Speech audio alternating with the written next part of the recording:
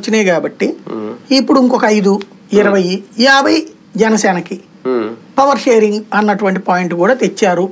అది కూడా power sharing అన్నటువంటిది మస్ట్గా ముందుగానే మేనిఫెస్టోలో అనౌన్స్ చేయాలి అన్నటువంటిది. అది చంద్రబాబు గారికి ఇష్టం లేదు.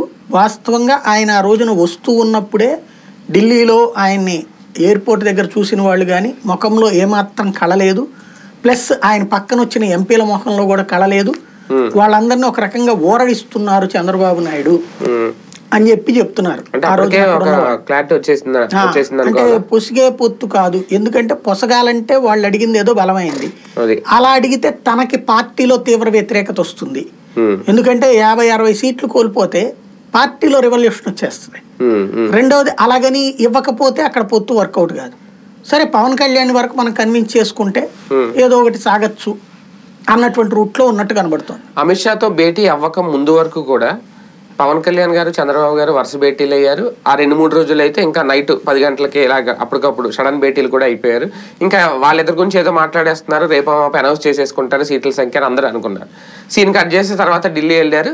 పోనీ మీరు అన్నట్టు ఇప్పటివరకు మనం మాట్లాడుకున్నాం భారతీయ జనతా పార్టీ గురించి. దాన్ని వదిలేస్తే వీళ్ళిద్దరు కూటమి గురించి అయినా వీళ్ళ సీట్ల లెక్కలైనా వీళ్ళ అభ్యర్థుల ఎంపికలైనా చేసేయాలి కదా, ఇది కూడా ఎందుకు పక్కన పెట్టారు?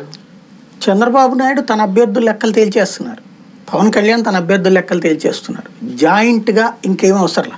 అంటే అది ఎలా క్లారిటీ ఎలా వస్తుంది? ఆల్రెడీ పవన్ కళ్యాణ్కి ఏమి ఇస్తున్నారు చంద్రబాబు చెప్పేశాడు. నెంబర్ చెప్పలేదు కదా ఇంకా. అది మనకి చెప్పలా, ఆయనకి తెలుసు. అదే మనకంటే ప్రజలకైనా చెప్పాలి కదా. అది తర్వాత ఇక అవన్నీ అవసరం లేదు కదా, జనాలకి అనేది చివరిలో చెప్తారు. ఇప్పుడే చెప్తే కనుక జనసేనలో తిరుగుబాటు రాదా? కాబట్టి ఆ ఇచ్చేది 15, 20, 25 ఆయన చెప్పేశాడు. ఆ సీట్లలో అభ్యర్థులకు సంబంధించి ఆల్రెడీ మాట్లాడుకుంటున్నారు వాళ్ళు. మాక్సిమం 40 ఇస్తే గ్రేట్, ఇచ్చినట్టే.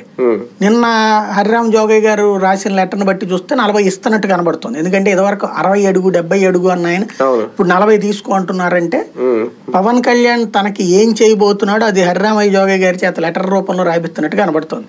లేదంటే పవన్ దారిలోకి ఈరోజు వచ్చారు. అది 40 స్థానాలు అన్నారంటే 40 ఇవ్వడానికి తెలుగుదేశం సిద్ధంగా ఉండొచ్చు మేబీ.